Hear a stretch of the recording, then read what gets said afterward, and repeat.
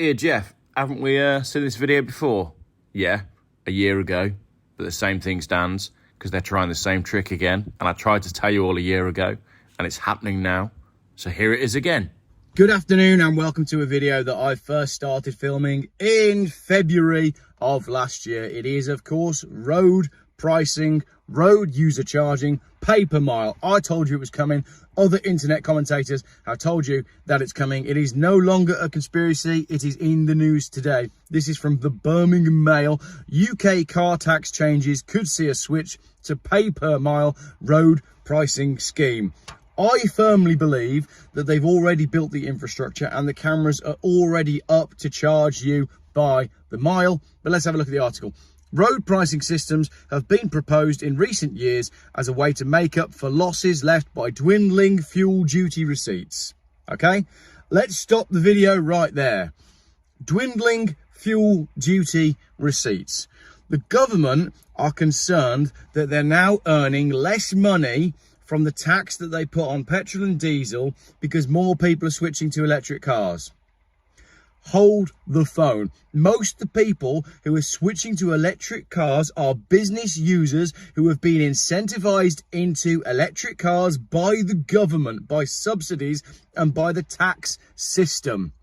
What this is, it is quite simply a ploy to pretend that it's because revenues are down that they're introducing pay per mile when it's only ever about the cameras and the tracking and restricting your movements. If it was really about dwindling fuel duty receipts, if it was genuinely because they're earning less money from the sale of petrol and diesel, they never would have incentivized the purchase and sale and use of electric cars for business users in the first place. So they are lying to you. It is that simple. I'm annoyed already. We're only a minute in. This is going to be a good video. Future car tax changes could move towards a pay per mile system after it was revealed the Treasury was eager for the former government to make the switch. So once again, we've got this system where somebody is blaming somebody who's blaming somebody who's blaming somebody, and everybody's pretending that they don't have the ability to pull the brake on the train. They're all pretending that somebody else is pushing it when we all know that the push is coming from far above, from, I don't know, maybe Switzerland, maybe Davos, maybe someone called Klaus. Maybe he's the only one that has got the lever to pull the brake on this train. Nearly said the Aussie man thing. Destination and destination fact.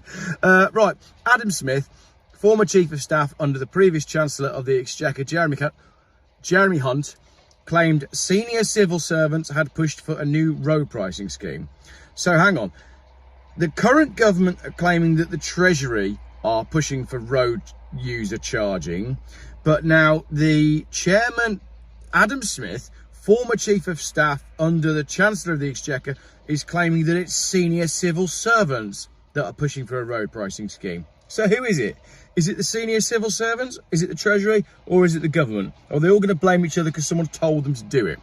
With more and more drivers opting for electric vehicles over petrol and diesel, that is a barefaced lie. It's actually less and less drivers, as I said, unless they've been incentivized into electric cars by government company car schemes. Private buyers are not buying electric cars. That's why we have a major problem in the second-hand market. That's why the depreciation on electric cars is so damn heavy, because they're bought by business users who don't care about electric cars. They're just incentivized to do it due to the way the government has financed the electric car and business car rates, and then there is nobody to buy that car when it comes off the 3-year lease. That's why we've got the problem. So if they're saying that they're making these changes because people are so eager to move to electric cars, they are lying to your face.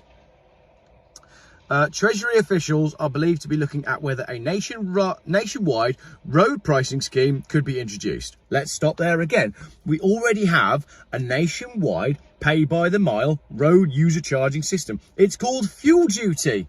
If I drive 10 miles, I use 10 miles worth of petrol and I pay the duty on 10 miles worth of petrol. If I only drive 1 mile, I only pay 1/10 of the person that has driven 10 miles. That is road user charging. That is a pay by the mile road use scheme. Notwithstanding the fact that every single road in this country is rubbish.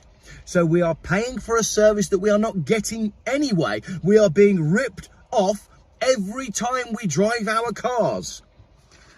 Road pricing and particularly pay-per-mile systems have been proposed in recent years as a way to make up for the losses left by dwindling fuel duty receipts. Estimates as to how much will be lost from fuel duty receipts range from 20 billion to 35 billion pounds. Again, they're lying to us. If they want to plug the gap because of the dwindling fuel duty receipts, why not make it easier for motorists to get on the road? Why not sort out learner drivers? Why not sort out the quality of the roads? Why not sort out the roadworks? Why not stop closing motorways in the middle of the night? Why not intervene and sort out car insurance? There's more going on that is stopping people from driving cars than the fact that they've chosen an electric car instead. So again, we are being lied to between the lines. Adam Smith said the funding black hole became an early issue for the former Chancellor. I don't think it did, because I don't think electric car take-up has been at a level that they'd even notice a dip in the fuel receipts. Because let's not forget, this government, the Tory government that we're talking about this, stood through coronavirus when nobody was going anywhere. What happened during lockdown? How many people were putting petrol in their cars? Nobody. So the government created a black hole in the finances and is now pretending that it's the electric car movement that has created a black hole in the finances that means they need to implement a new camera system. And the cameras, I'm telling you now, have got facial recognition built into them. So because of the money that they're now using, because they're losing, because everybody's moving to electric cars, we need a constantly tracked, constantly monitored, constantly surveilled facial recognition, digital pay by the mile system. Yeah. When you read it out like that, it's total bollocks. All of it. Speaking to the Telegraph, Adam Smith said the Transport Select Committee had reported in favour of the introduction of a road pricing scheme in February 2022. It broadly agreed with the recommendation to start preparatory work on a road pricing scheme. They agreed to start the preparatory work on this in 2022, 2 years ago. Right, when we were all distracted by trying to put our lives back together after the government had shut down the country based on a virus. Stop it, Geoff. Stop it.